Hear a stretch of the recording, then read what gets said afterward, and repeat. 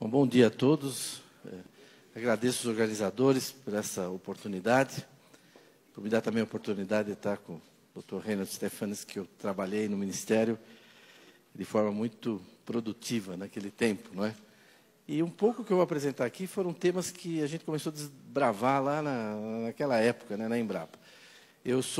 Sabe que a Embrapa tem chefe, né, que nem índio, assim, então o Centro de Pesquisa da Embrapa tem chefe. Então, eu sou chefe da Embrapa Territorial, que fica em Campinas, que é esse prédio que vocês estão vendo aí, e que se dedica, não estuda boi, não estuda árvore, não estuda floresta, não estuda semente, nem máquina, a gente estuda o território, o uso e ocupação das terras no Brasil, logística. Já teve um colega meu que apresentou ontem na parte da macrologística. Eu vou percorrer um pouco em cima do mote desse painel, essa dimensão dentro da agricultura brasileira. Falar de agricultura brasileira, se alguém disser para os senhores que ele está a par da agricultura brasileira, é que a pessoa terminou de estudar ontem à noite, né? Tarde da noite, né? Porque se for a semana passada, já está desatualizado. Porque a agricultura já desativou o pivô, já fez outra coisa. Então, nós temos uma coisa extremamente dinâmica. Essa aqui é uma imagem que eu costumo sempre apresentar, que é uma região que eu monitoro há muito tempo. Isso aqui é o oeste da Bahia. Vocês estão vendo aqui em verde, é pastagem extensiva. Pastagem extensiva. Em vermelho estava começando a produção de grãos, milho e soja, são as áreas de campo de soja. E aqui tinha um pivô de irrigação, não sei se dá para ver aí, roxo, e aqui mais 6 pivôs de irrigação. Isso é 1990. Isso aqui é 2000. Né? Isso aqui é 2010. Né? Isso aqui é 2015. Tanto que já faz 2 anos que o Nordeste ultrapassou o Sudeste em produção de alimento. Eles já passaram de 20 milhões de toneladas. E nós estamos com 18 aqui, batendo em 20 e tal, né? Desde o século XIX não acontecia do Nordeste produzir mais alimento que o Sudeste, né? Isso se deve a essas regiões, né, que mecanizaram o sul do Maranhão, do Piauí, do oeste baiano. Então, é uma realidade muito dinâmica essa da agricultura. Claro que deu essa dimensão conhecida da agricultura brasileira, de liderança mundial, né, tanto na produção como na exportação de diversos produtos agrícolas. E isso também tem um lado econômico, porque se a gente... Não adianta produzir muito se você produz caro, né? Nosso arroz tem que ser mais barato que o da Tailândia, a nossa soja tem que ser competitiva. Não é só produzir volume, você tem que produzir barato para competir, né? E isso a agricultura brasileira está fazendo. Agora, a agricultura brasileira está ajudando o país, vocês sabem, todo mundo já aqui nesse evento mesmo evocou o quanto... Essa imagem do Jornal de Minas, ela virou um meme aí, né? A agricultura tirando o Brasil da lama, né? Fazendo o país voltar a crescer, e a gente sabe o papel que ela tem tido. Nosso centro, nós trabalhamos com 3 realidades que vão me permitir aqui de falar rapidamente sobre essa dimensão da proteção, da preservação e da produção. É a questão da atribuição de terra. Deixa eu desligar aqui o meu celular, que eu esqueci de desligar, né? E pronto. Atribuição de terra, ocupação de terra e uso das terras. Agora mesmo estava tendo um debate que tocou em vários aspectos disso. São dimensões parecidas, mas elas não são confundíveis, né? Os agrônomos insistem muito nelas, com razão. Uma coisa é a atribuição de terra, outra coisa é a ocupação, outra coisa é o uso. Eu vou, então, percorrer rapidamente aqui, talvez 5 minutos com cada uma, para a gente dar uma ideia da situação nacional, e é produto dos trabalhos das equipes lá da Embrapa Territorial. A atribuição de terra é o seguinte: o Estado brasileiro atribui terra. Você tem uma fazenda produtiva, tudo, mas ele pode decidir que vai para a reforma agrária. Acabou, vai. Ele faz um decreto e acabou. Você pode reclamar, a TDA, o valor, está desapropriado. E se quiser ampliar um parque nacional, ele amplia. Então, o Brasil, que era grande, ficou pequeno, né? Porque tem muita terra atribuída no Brasil. Em primeiro lugar, nós temos atualmente 1.871 unidades de conservação no Brasil. Se você perguntar qual é a unidade essa, aquela, lá na Embrapa a gente tem o banco de dados de cada uma, quando foi criada, etc. Isso é no sentido da ONU, né? O lato sensu de unidade de conservação, incluindo APAs, né? Áreas indígenas, terras indígenas, tem exatamente 600 redondinhas agora, 14% do Brasil, a mesma coisa. Você perguntar lá na Embrapa, o que é essa área indígena aqui, nós vamos dizer qual é a etnia, se está homologada, se não está. Então, a gente mantém esse banco de dados. Quando você junta a área de unidade de conservação com índio, dá o que a ONU chama de áreas protegidas. Então, isso é um banco de dados que tem na UNEP, está disponível na UCN, também em Genebra. São as áreas protegidas dos países. Quais são as áreas protegidas da Rússia? São os parques nacionais da Rússia, mais as áreas dos índios deles lá, os Kirguise, os Lapões, não sei o quê. Quais são as áreas protegidas do Canadá? Os parques nacionais do Canadá, mais os territórios das populações tradicionais, dos índios deles lá, os Inuit, os Esquimós. É assim no mundo inteiro. Então, o Brasil tem sobreposição entre índio e parque. No total, 30% do Brasil é área protegida, cadastrada, mapeada, definida, pronto, consagrada. Isso está fora da produção, né? O Brasil já começa a ficar do tamanho da Argentina quando você tira isso. É muito, é pouco? Não sei. Só tem no mundo 10 países que têm mais de 2 milhões de quilômetros. Não tem muito país grande no mundo. O Brasil é um deles, mas só tem 10 com mais de 2 milhões de quilômetros. Então, quanto que esses países protegem? Eu baixei os dados lá desses países. Eles protegem 10% do seu território. Nós protegemos 30%. Eu não sei se é muito, se é pouco, 30%, mas é o campeão em termos absolutos e em termos relativos. Não sei se é muito, mas apanhar dizendo que o Brasil não protege suas florestas, ser acusado de não proteger a sua vegetação nativa, é um absurdo, porque é um país que protege 3 vezes mais do que os outros países. E o que os Estados Unidos, a Rússia, o Canadá, o que eles protegem? Eles protegem o deserto de Sonora, o deserto de Mojave, o deserto da Mongólia, o deserto da Austrália, pode ver aqui nas imagens. Nós temos Shapefire. Por exemplo, olha aqui a Argélia. Ela protege 7,5% do seu território. É o deserto do Teneré, o pior local. Eu fiz meu doutorado no Níger, é uma região que eu conheço. O deserto do Teneré é o pior local do Saara. Você, para ir lá, você tem que ter 5, 6 Land Rover, senão não é autorizado a entrar lá. Essa é a área protegida da Argélia. Então, tá bom você falar, a Argélia protege? Protege, está lá, 7,5% do território. O que ela protege? Bom, o Teneré, né? Então, o Brasil protege áreas que têm potencial. Uma vez eu estava lá no Vale da Morte, eu perguntei para o americano lá, e aqui tem problema de invasão de parque? Porque no Brasil tem, porque tem madeira, tem minério, tem garimpo. É difícil manter uma área. Ele falou, não, aqui também temos um problema no Vale da Morte. Eu falei, nossa, tá vendo? Eu já estava falando besteira, dizendo que eles não têm problema, né? Vocês têm problema de invasão? Ele falou, tem. Eu falei, quem que invade aqui? Não, os motocross, vêm fazer cross aqui sem autorização. Eu falei, tá bom. Eu falei, para nós lá no Brasil, já estou trocando.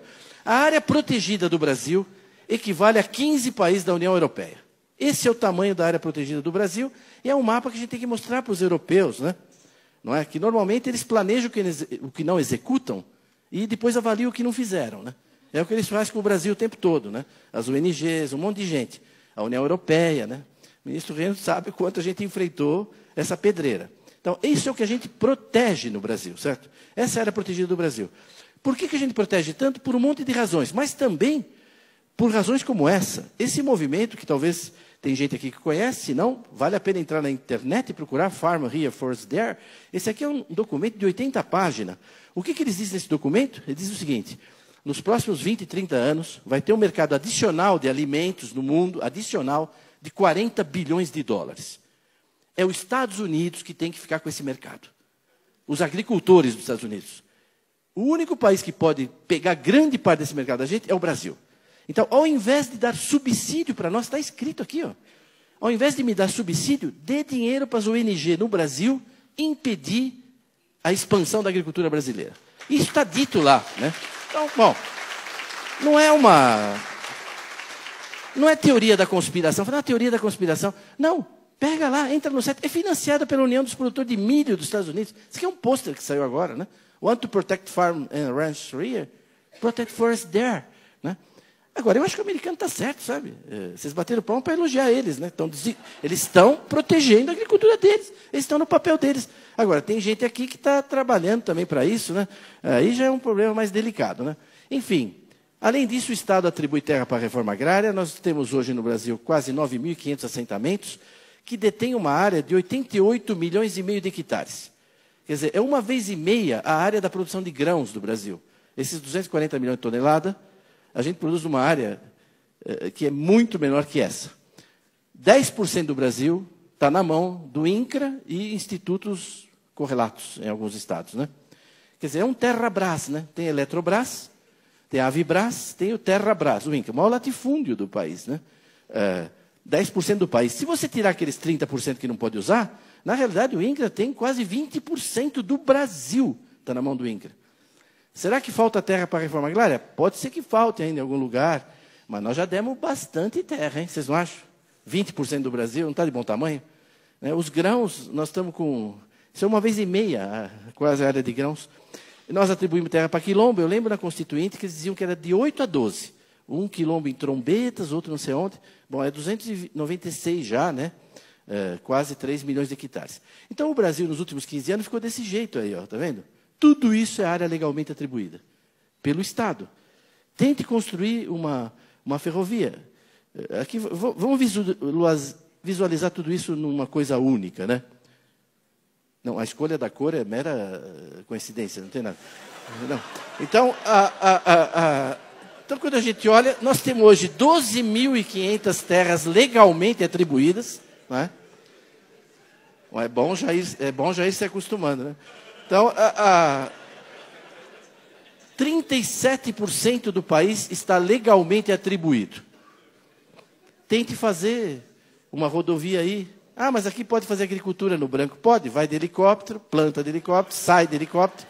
Essa é a situação, né? Então, eu não queria gastar mais tempo nisso, que já estou ultrapassando aqui o que eu previ.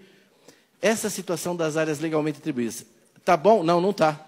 O pessoal quer mais unidade de conservação, o índio quer mais terra, a reforma agrária quer mais terra, os quilombolas querem mais terra. Uma vez nós fizemos uma reunião com o presidente do Brasil, o ministro deve lembrar, não, mas é legítimo o índio. Eu falei, não, é legítimo, o problema não é legitimidade, não cabe, não cabe. Eles estão querendo 6 milhões de quilômetros a mais. Eu dei uma sugestão até lá, talvez o ministro lembre, falei, olha, presidente, o senhor anexa o Uruguai, a Argentina e a Bolívia. Paraguai não, porque eles estão indo tão bem, né? Tu deixa, ela já teve problema no passado, melhor deixar. Vai dar os 6 milhões, aí pronto, atende todo mundo, entendeu? Porque não cabe no país, né? Então, isso é atribuição de terra, certo? Um país que atribui 30% do seu território para proteção. Só que existe uma outra coisa chamada preservação, que foi falada agora. Foi evocada agora, inclusive, na conclusão do painel. É que a área que poderia ocupar, na realidade, não pode, né? Se você olhar aqui, vamos voltar aqui. O governador do Amapá, ele só anda nesse cinza aqui, ó. No vermelho, ele não entra. Ele não entra. O governador do Amapá não entra, porque Parque Nacional depende de CMBio. É área indígena, ele precisa de autorização da FUNAI. Então, ele só anda dentro desse cinzinho aqui. Para desenvolver o Estado, ele tem esse cinza, Roraima tem isso. Só que nessa área tem que ter 80% de reserva legal. Porque como o Estado não está quase protegido, é importante que a agricultura, não é, preserve 80% da área que sobrou, né? Então, a mesma coisa vai acontecer aqui no Acre, em Rondônia, etc., né? Então, é disso que nós vamos falar agora. A gente não sabia quanto que os agricultores preservavam mesmo. A gente tinha os dados do censo, mas no censo a pessoa chega lá e pergunta, quanto você tem aí? 1.000 hectares. Quanto tem de floresta? 200. Quantos boi você tem? 40. Mas não é possível, estou vendo um rebanho lá de 2.000. Ah, mas é para falar vaca também? Bezerro? O senhor falou boi, né? Então, é subestimado. Né? Vocês vão ver agora no censo. Pode ver, está dando 1.750.000, dando 175 milhões, e o Ministério acha que tem 220. Então, é um negócio meio complexo. Bom, ele ressuscitou, está vendo? Isso aqui acontece, hein? Né? Bom, o resultado é que, com o cadastro ambiental rural, nós agora sabemos qual é a contribuição dos agricultores à preservação do meio ambiente. Todos os produtores foram obrigados a fazer o CAR, não foram? Se tiver produtor aqui, não fizeram o CAR? Obrigado. O maior trabalho escravo da história do Brasil. Quer dizer, 5 milhões de pessoas obrigadas, sem ganhar nada, a fazer esse trabalho, sob coação, sob ameaça de perda de crédito, tudo, coagidos, sem EPI adequado. Imagina, não tem nem energia elétrica, tem que baixar uma imagem satélite, delimitar. Fez a alegria de um monte de empresa picareta de geoprocessamento que ganhou dinheiro de monte em cima dos agricultores, fazendo um CAR vagabundo, pondo um monte de ônus para os agricultores que não era para pôr. Isso sendo, eles fizeram. 4.845.000 agricultores tinham feito o CAR, e lá na Embrapa nós decidimos baixar esses dados, todos. Então, hoje os dados do CAR estão no Ministério do Meio Ambiente, mas estão também na Embrapa. Quando eu perguntei para os meus PhDeuses se a gente podia baixar os dados, eles falaram que não, que era muito difícil, porque para cada propriedade que você vai baixar, tem que pôr o CPF, o seu e-mail, e quase impossível, muito difícil. Depois virei para a meninada de TI e perguntei, vocês acham difícil? Eles falaram, é muito difícil, é difícil, é difícil. Pelo menos umas 2 horas até fazer o robô e tal. Então, em 8 dias a gente baixou tudo e está lá na Embrapa, está aberto, né, ao público. Enfim, então nós sabemos, nós pudemos, então aqui estão vendo uma imagem de São Paulo, o que está em verde é as áreas de APP. A gente imaginava que os agricultores iam ter coisa muito separada, uma matinha aqui, acolá, tudo assim segmentado. Não, a gente viu na imagem que tudo conectava. Quando você tira os limites das propriedades em verde claro, é o que os agricultores preservam, dedicam à preservação, você vê todas as APP se conectando com áreas de reserva legal. Isso é São Paulo, o lugar que mais desmatou no Brasil. Aí você vai indo aqui para o Rio Pardo, por exemplo, vai aumentando a largura das APPs, e aí a gente foi indo, processando dados, até ver toda a área preservada pelos agricultores no estado de São Paulo, que é 4 milhões de hectares, e que dá 22% dos imóveis rurais. Quando em São Paulo, eles deveriam ter uns 10%, porque eles desmataram tudo no século XIX, entendeu? Começo do século XX. Mas 22% da área dos imóveis está preservada dentro das propriedades. E a gente foi indo, até uma experiência metafísica para mim. Minha carreira na Embrapa é antes do CAR, depois do CAR, porque a gente viu o Brasil. Está vendo? Tudo isso aqui, com 10 metros de detalhe, nós temos isso na Embrapa, eu posso, se tivesse no computador, ir fazendo zoom até chegar em cada imóvel, dos quase 5 milhões, com 10 metros de detalhe, todas as áreas que os agricultores, não é, pecuaristas, etc., seringalistas, estão dedicando ao meio ambiente. Bem, o total disso, 218 milhões de hectares. Vocês entram no site da Embrapa, tem lá os dados por região, por estado, por micro-região, tem os mapas, tem tudo lá. Isso é metade da área dos imóveis brasileiros. Então, o agricultor brasileiro é o único no mundo que cultiva metade. Todo agricultor tem uma propriedade rural, ele usa não sei quanto, no mundo inteiro. No Brasil, só metade. Na Amazônia, menos que metade. Aqui no Sul, mais que metade. Mas no país todo dá isso. Dá 25,6% do território nacional está preservado pelos produtores rurais. Ora, se eu preservo aqui em Forquilinha, vamos falar um lugar, né? Ou em Naumitox, né? 300 hectares dos meus 1.000, aqueles 300 hectares têm um valor, não tem? Quanto custa a terra lá no município de Castro? O hectare custa tanto. Então, hectare para milho, para soja, para floresta. Então, nós temos essa base de dados da Embrapa e nós fomos calculando, município por município, imóvel por imóvel, qual o valor patrimonial que o agricultor está imobilizando em prol do meio ambiente. Né? Bem, o total deu 3 trilhões, cento e tantos bilhões. Então, eu pergunto para os senhores, qual categoria profissional no Brasil, bombeiro, jornalista, pesquisador, militar, dentista, médico, qual categoria profissional dedica do seu patrimônio pessoal, privado, e mobiliza 3 trilhões em prol do meio ambiente? Qual? Eu não conheço. E mais, essa é uma poupança que você é obrigado a pôr 100 mil, não remunera nada, não pode retirar, e ainda tem que pagar todo ano para manter na poupança. Porque se pegar fogo, a culpa é sua. Tem que fazer acero. Se o animal invadir, a culpa é sua, tem que manter cerca. Se vierem roubar madeira à noite, a culpa é sua, tem que pôr vigilância.